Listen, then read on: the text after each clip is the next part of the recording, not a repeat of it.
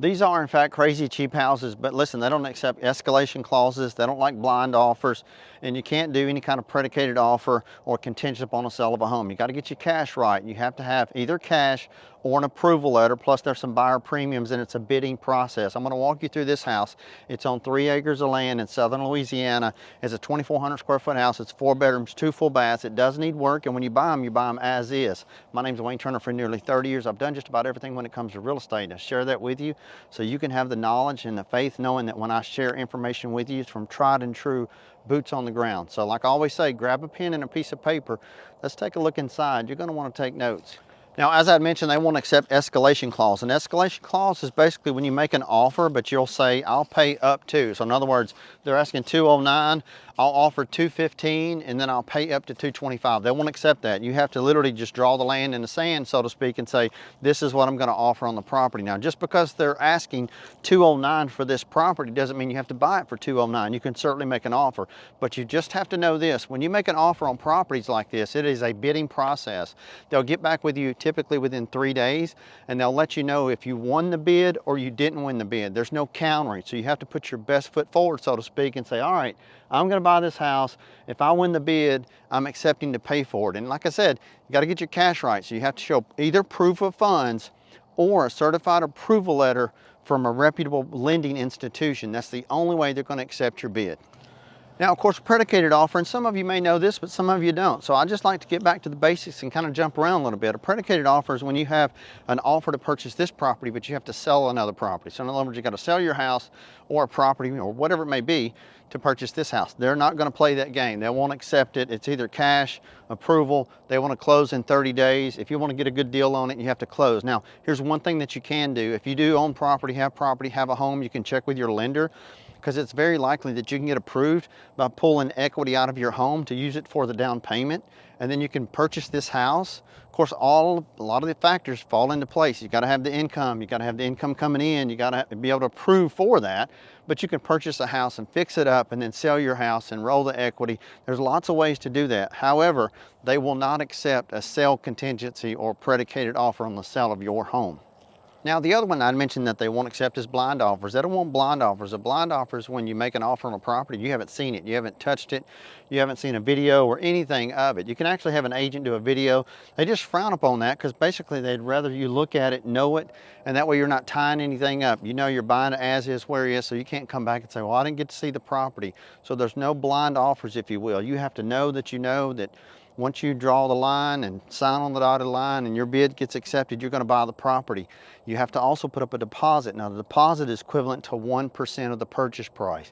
209, you're looking at $2,090 for your deposit. Now, that deposit is non-refundable. You have to know that as well. So if you decide to back out of the property, you'd lose that deposit. You also have to worry and be concerned with being sued for specific performance to the contract, because if you say you're going to buy a piece of property and then at the last minute you don't buy that property, you have to know that the seller can sue you because you made a promise to purchase that property and did not, and that can be a mess.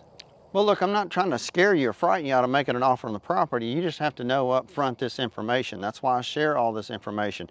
And it's important to know that if you're going to hire a real estate agent to work with you, ask questions like, how many years have they been in the business? Most importantly, how many homes have they sold? How many people have they helped? Transactions have they done? Because real estate's one of those things where it takes you about 30 days to get a real estate license in just most every state in the United States, with about $1,000. I know that sounds crazy. In most states, it takes you about $20,000 in a year of schooling to be a licensed beautician. Real estate agent's really backwards. You get the certificate, you know nothing, and then you have to work that stuff out through transactions. That's why I always say it's so important to hire someone that has the knowledge, the education, the reputation, if you will, of doing a good job and experience. If you need somebody, go to contactwayne.com, go to wayneturner.com. We can connect you with one. If not, just Google it and find somebody in your area that you're comfortable with. You have to also ask them this: are they going to be okay and comfortable with you making low offers on properties? Because a lot of real estate agents don't want to take the time, because they know, and you need to know, that for every 100 properties that you'll look at, you may make 10 to 15 offers to buy one. So that's a lot of time. And so a lot of real estate agents just don't want to take that time. Now, as we take a quick look inside this house, it's important to know that these abandoned homes get vandalized. And as you can see when you look around, There's holes that get kicked in walls and literally just tearing out sheetrock, and kids will be kids. This house is on 3 acres. It's abandoned, and people get to settling in here and squatting, if you will. You also have to notice there's a lot of windows that are busted out. And when there's windows busted out, you take a chance on getting moisture in the house. When there's moisture in the house, you're going to have mold. So you never know when there's going to be mold in any house that you buy that's been abandoned, it's been sitting empty. That's why I always say, worst case scenario, when in doubt, just have a mold inspector come out and inspect the property. They can inspect the air quality, and from the air quality, they can tell you the highest concentration of mold, if any, in the house, and you can kind of start at that point and work your way around. Now, really quick, I'll try to give you the best videos we can. It gets a little dark in some of the rooms. You got walk-in closets, you got a bedroom, or this could be an office on the front. You got a big den here, as you can see. You got another bedroom over here. Of course, it's already open to the living room, of course, and then down this hall, there's another bedroom, which is a huge room. You can tell this is a huge room. It's on the back of the house. It's got French doors that lead out to the covered patio, walk-in closet, and then you can see the tub, the commode. Yeah, these are just vandalized houses. Structurally, this house is solid as a rock. It's been here for 40 years. It's sound. Cosmetically, it just needs everything replaced, if you will. Lighting, ceiling, and everything. So, good rule of thumb is when you replace lighting, you're going to spend about 2% on the house. So you'll spend $4,000 to $5,000 on lighting on this house. You got to look at, it needs all new flooring. It needs all new cabinets, countertops, like everything that you can touch in this house. The bones are good. The windows are busted out. And so when you look at a busted out window, that's going to run you anywhere from $250 to $400 a window, depending on the size of the window, whether or not it's a double window. So those are just some figures that I've known, seen, dealt with over the years to kind of give you a little bit of an update. Let's take another look outside. I want to share something else with you.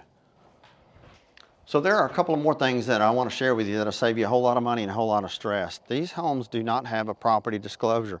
You don't know anything about them, right?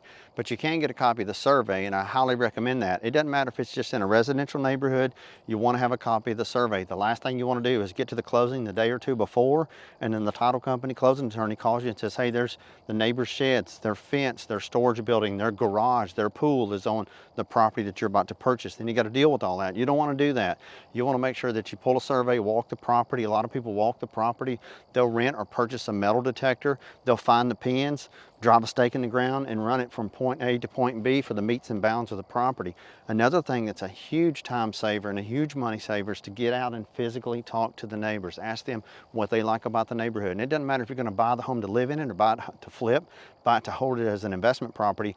You want to know a little bit about the area, and the neighbors will tell you a lot. Get out and knock on their doors on a Saturday, get to know them, meet them, and tell them your intentions of improving the home, improving the property, improving the neighborhood and the home values in the neighborhood that you're about to be a potential owner of. You can also, one more thing, you also want to talk to the postal workers. Ask them what time the mail runs, and ask the postal worker, how long do you think this house has been abandoned? That can tell you a whole lot about a house when it comes to inspection time. So yeah, these houses are cheap, but sometimes the bigger the risk, the bigger the reward. You ever heard of that? And when it comes to that, you're taking a risk by buying a house as is where is. But if you're like me, you've been around construction your whole life, since you've been around like 4 years old, you get comfortable with it. You know that a man made that, a woman made that, it's designed, it sticks and bricks. And if it was made one time, it can be put back normal, it can actually be put back better. What you have to know though, is how much it's going to cost, and you do that basically by trial and error and experience. I tell everyone, if you buy an investment property and it's your first investment property and you're going to buy it to flip, if you don't make any money whatsoever, if you make $0 whatsoever, the knowledge, the education that you learn, you're not going to get that anywhere else. The value that will save you on your next flip and your next investment for real estate is absolutely priceless. Thank you for watching. Give me a thumbs up. Hope you like this video. Subscribe to the channel. My name's Wayne Turner. I promise you, I will teach you something new on every single episode.